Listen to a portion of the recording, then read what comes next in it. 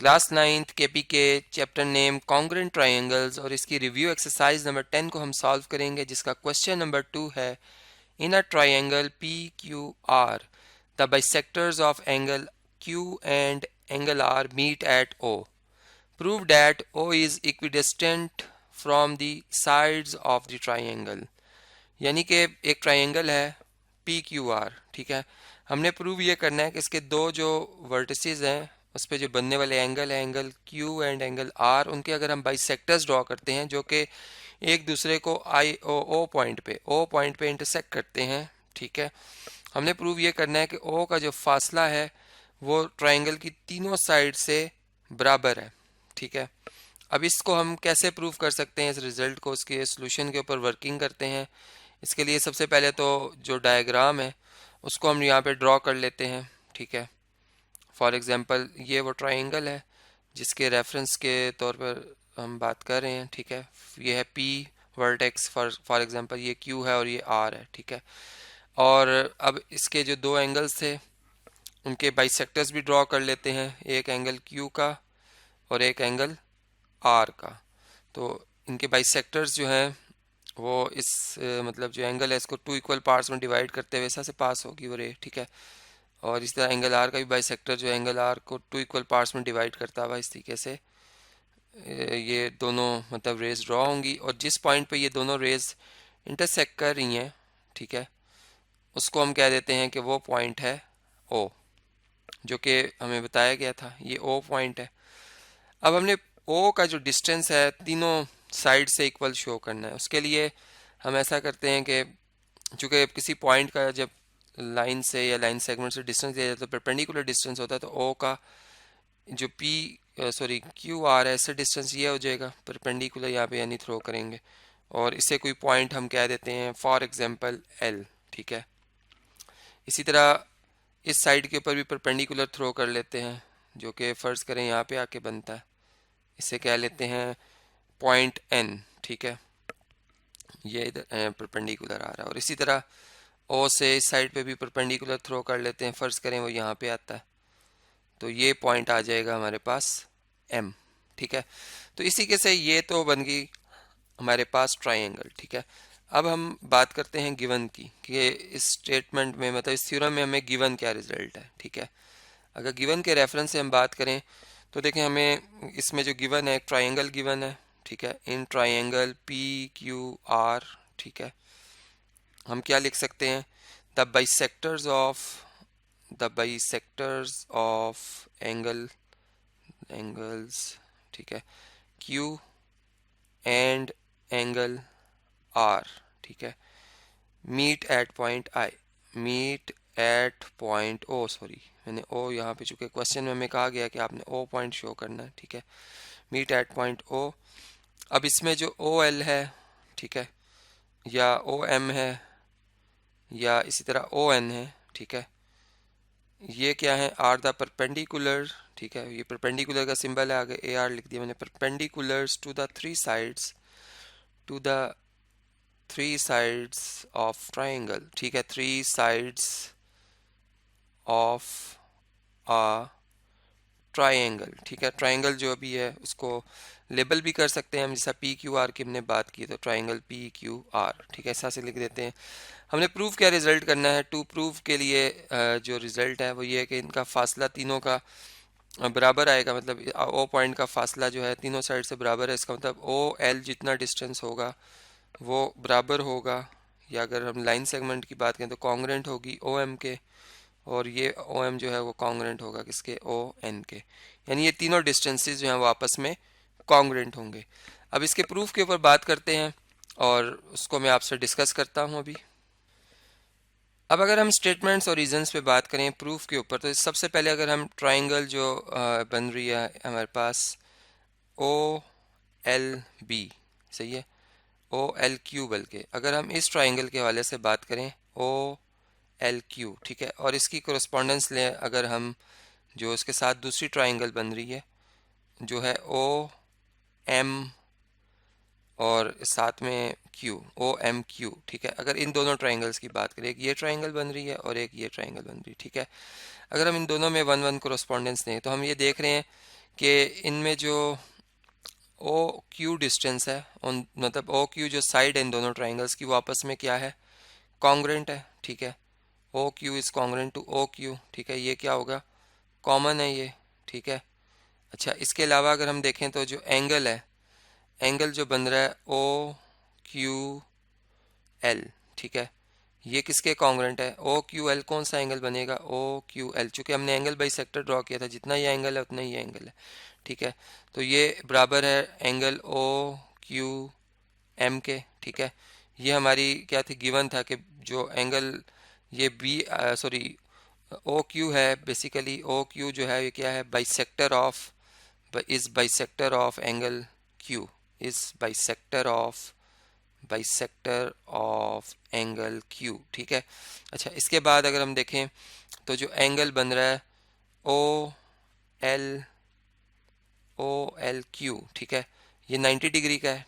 और दूसरी तरफ अगर आप देखें तो ओ एम क्यू जो है, ओ एम क्यू, ये भी क्या है, 90 डिग्री का है। ठीक है, ईच ऑफ राइट एंगल। ठीक है, each of right right angle.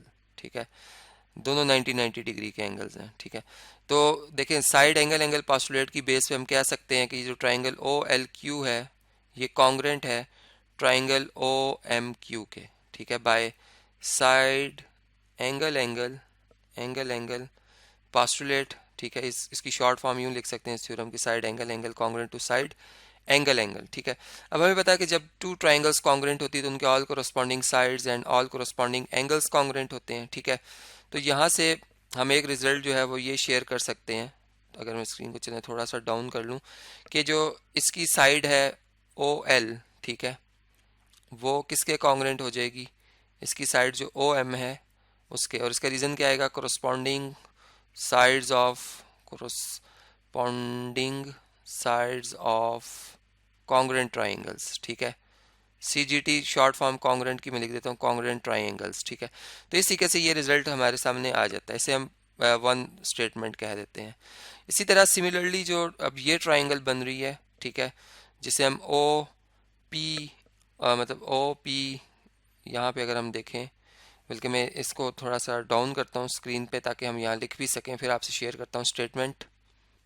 यानी हम ये बात कह सकते हैं कि जो ट्राइंगल ये बन रही है ओ एल आर, चूँकि हमने एंगल आर का भी बाइसेक्टर ड्रॉ किया, और इसी तरह ओ एन आर, ये दोनों ट्राइंगल्स भी कॉन्ग्रेंट हैं। किस बेस पे कॉन्ग्रेंट है, देखें इनके ये दोनों एंगल आपस में बराबर हैं, ये एंगल 90 इसमें भी बन रहा है, इसमें भी बन रहा है, और ये साइड इन दोनों की congruent. By side angle angle postulate हम कह सकते हैं कि ये दोनों ट्राइंगल्स भी आपस में क्या है, कॉन्ग्रेंट हैं। ठीक है, तो यहाँ से हम ये स्टेटमेंट कह सकते हैं कि फिर जो ओ एल साइड है ये कॉन्ग्रेंट होगी किसके, ओ एन साइड के। ठीक है, सेम यही रीज़न हम यूज़ करेंगे corresponding sides of congruent triangles. ठीक है, अब वन और टू रिजल्ट को अगर कंबाइन किया जाए फ्रॉम वन एंड टू, ठीक है, from equations one and two, तो हमने वन इक्वेशन में क्या बात की है, हमने वन इक्वेशन में बात की थी कि ओ एल जो है वो ओ एम के बराबर है। ठीक है, किंतु हम ये कह सकते हैं by transitive property of equality कि ओ एल जो है वो कॉन्ग्रेंट है ओ एम के, और ओ एम जो है वो कॉन्ग्रेंट है ओ एन के। ठीक है, यानी अगर ट्रांजिटिव प्रॉपर्टी ऑफ इक्वालिटी यही होती है कि अगर ए बी के बराबर और बी सी के बराबर है तो देन ए एंड सी भी बराबर होंगे, इक्वल होंगे। तो जब ये हमने कंडीशन प्रूव कर ली, ठीक है, तो इसका रीज़न, इसका मतलब इससे हम ये बात कंक्लूड कर सकते हैं कि जो ओ पॉइंट है O is equidistant from equidistant from the three sides of from the three sides of triangle P Q R. ठीक है, तो यही रिजल्ट हमने प्रूव करना था, हेंस प्रूव्ड। ठीक है, इसको हम यहाँ पे लिख देंगे।